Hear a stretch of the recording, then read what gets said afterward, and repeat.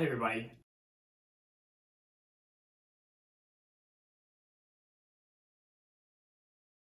Adam here. So today's topic is the topic of CrossFit, and in particular, why it's probably not as bad as most people think. I'm sorry to say that today the CrossFit Defender has logged on, putting on my CrossFit hat, and if you don't like that, you can deal with it. Just stop watching the video. Anyway, I wanted to dig into specifically why CrossFit became such a big deal, how it grew so much, and kind of why we all bought into a sort of myth that grew up around CrossFit. As always, do not forget, before we get started, to smash the like button. That will help level up the channel, help with the YouTube algorithm and all that good stuff. And of course, it will also put us one step closer to banning kipping pull-ups indefinitely.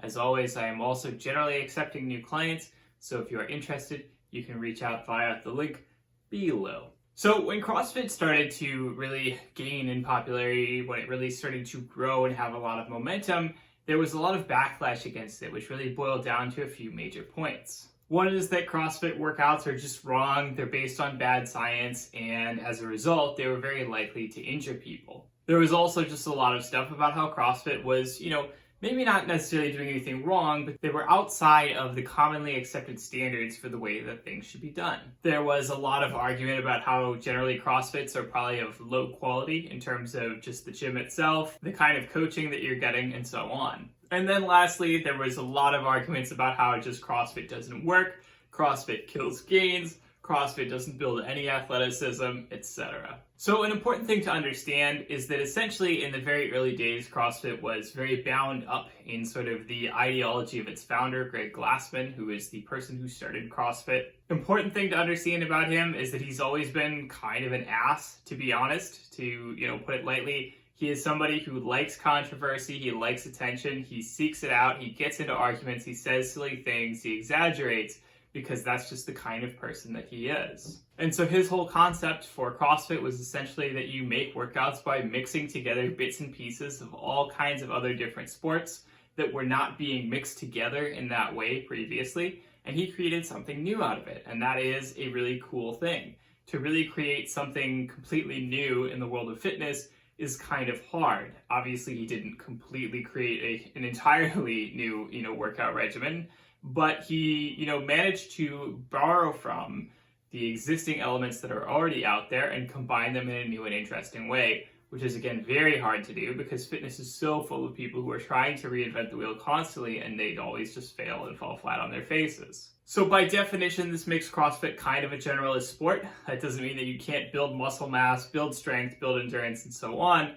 It just means that in a general sense, you are going to be roughly good at a lot of things, but you're not necessarily going to be a master at any one thing. And that's fine. That's the whole point of CrossFit. The whole point of CrossFit is to create generalist athletes. The problem, of course, was simply that then Glassman would make a lot of claims, a lot of very exaggerated, over-the-top claims about how, basically CrossFit was better than the sports that it borrowed from.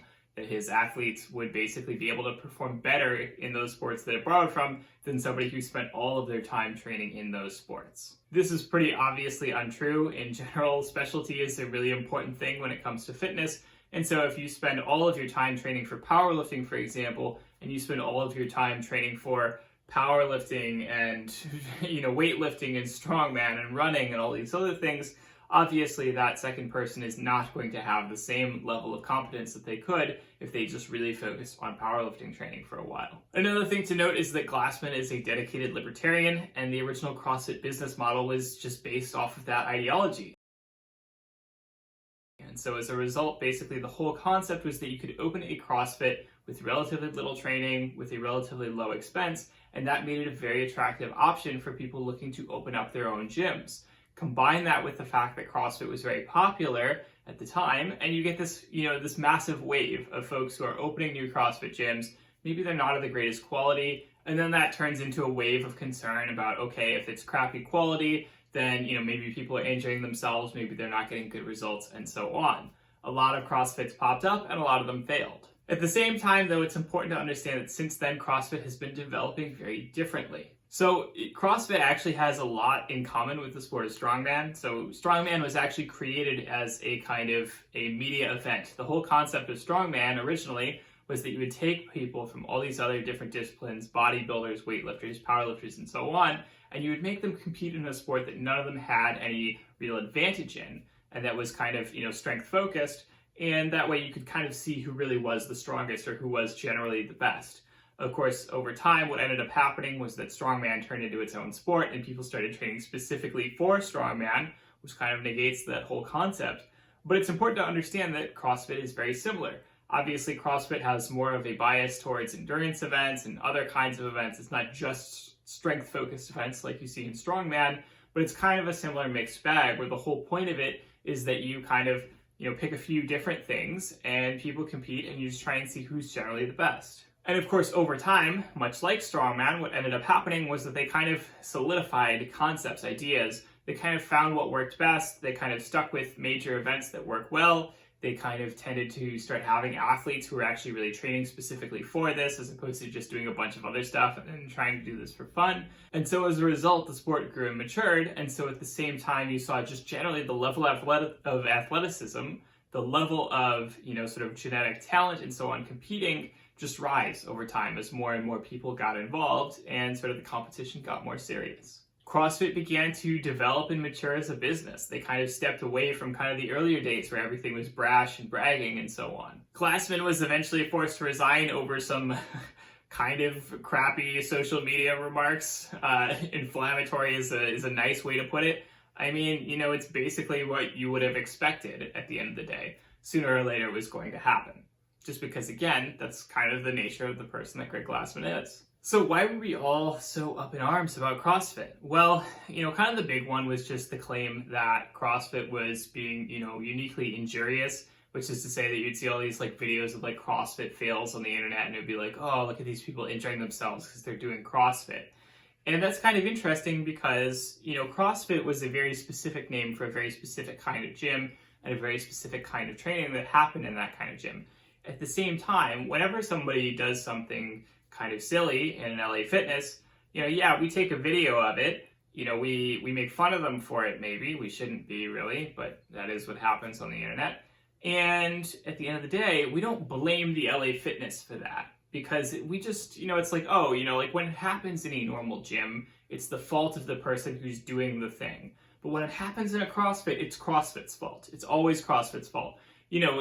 When people do things that are not good training, we don't blame the gym for it generally. And that's kind of the problem, is that because CrossFit was such an easy target, it was so easy to associate certain things with CrossFit. And as a result, this led to a kind of conflation where everyone interpreted everything bad that happened at a CrossFit as being CrossFit's fault. CrossFit was also considered kind of a cult. It was something where they, people always complained where they were like, oh, CrossFitters, they just love talking about CrossFit and all that. And it's like, you wish that your gym was doing that. This is something where I do have to defend CrossFit. If your gym is inspiring such loyalty in its members that they're going out and they're talking to people about it, they're having events at their gym where they're all hanging out and having a barbecue or whatever the case is, those are the kinds of community building things that you wish a normal gym would do. This is something that CrossFit just did better than the standard gym industry. They found a way to take group classes, make them a lot more fun, make them a lot more interesting, make them scale a lot better so that people of all kinds of activity levels could participate equally. And the end result is that you created something where, basically people could get really excited about pushing their limits. People could get really excited about trying new things and trying to get stronger and trying to build more muscle mass and so on. And so at the end of the day, this is something that it is a kind of social element that wasn't really harnessed in the existing fitness industry. And so I have to give CrossFit the win on this one. That's something that they legitimately did right. An important thing also to understand is that CrossFit has done so much more to popularize most of the sports that it borrowed from than these sports themselves have done in the past 20 or 30 years. CrossFit did more to popularize Olympic weightlifting than Olympic weightlifting ever has. Olympic weightlifting is a sport that no one cared about in the United States for the longest period of time. And suddenly CrossFit was on board and people were learning to snatch and clean and jerk for the first time in history. That was a huge change. And it was also something where CrossFit was getting women interested. women before, before CrossFit came on the scene. Like everybody was hearing the whole, like if women lift too heavy, they'll instantly turn into men, and all those other kind of, really crappy misconceptions about how exercise worked. And suddenly CrossFitters were out here showing us that women could lift really heavy, they could train really hard, and they could still have, a very stereotypically lean feminine physique, which is something that needed to be done. It needed to happen so that we could convince women to lift. And as a result, women started lifting. There's been a huge interest in powerlifting. There's been a huge interest in strongman and in weightlifting that probably would not have happened if CrossFit had not paved the way by making those activities fun again. And at the end of the day, I want to say one really important thing was that CrossFit was essentially an entirely manufactured troll war. And what I mean by that is that CrossFit itself was stoking controversy because it knew that by stoking controversy, it could get attention. By getting attention, it could develop and continue to mature as a brand, as a concept, as a business, etc. Glassman was out there saying absurd things, trying to get attention. I don't think people remember that for the longest time, CrossFit basically just paid a bunch of bloggers whose entire job it was basically to just defend CrossFit and just say inflammatory things on the internet. And the end result was that there was this kind of cottage industry of CrossFit critics who popped up, who could also get a pretty big following and as a result make some money from criticizing CrossFit. And so it became this back and forth troll war where people on both sides who were just basically getting money to criticize each other or following to criticize each other were doing that because it was basically the only way that they knew how to get attention. There was just a lot of conflation in terms of kind of like what CrossFit was. There was, I would say, so many CrossFit fails videos, and a lot of them where it was like something where it's like, okay, you're watching it and it's like somebody doing a snatch or a clean and jerk, which is, really just an Olympic lift. And then they have a fail and it's like, okay, this is in the CrossFit fails video. And you kind of like look at it and you're like, like that looks like it's a guy practicing in his own house. It doesn't really look like it's CrossFit. It doesn't really look like maybe the guy's even training for CrossFit. There was just so much stuff like that where, lifts, like basically Olympic lifts and, some of the power lifts and the strongman stuff where, there wasn't really any evidence that anyone was doing that as a part of CrossFit or in a CrossFit gym. But because, it was like a fail and, it was stuff that people were not seeing for the most part in your everyday average gym that you walk into, they were just kind of going like, oh, that's CrossFit and that's a CrossFit fail. There was just so much stuff where there was so much confusion and particularly misinformation just around, particularly just what CrossFit was, what they were doing, and so on. Yes, there are some movements, there are some things that CrossFitters train for that seem really silly, like kipping pull-ups. Yes, a kipping pull-up, is probably not great for your shoulders. It is probably not a good exercise in a general sense, but in the context of CrossFit competition, the point is to do as many pull-ups as possible, as quickly as possible. In that context, a kipping pull-up is always going to be more beneficial because you're going to be able to do more reps faster. And so it's a CrossFit specific movement. That just is what it is.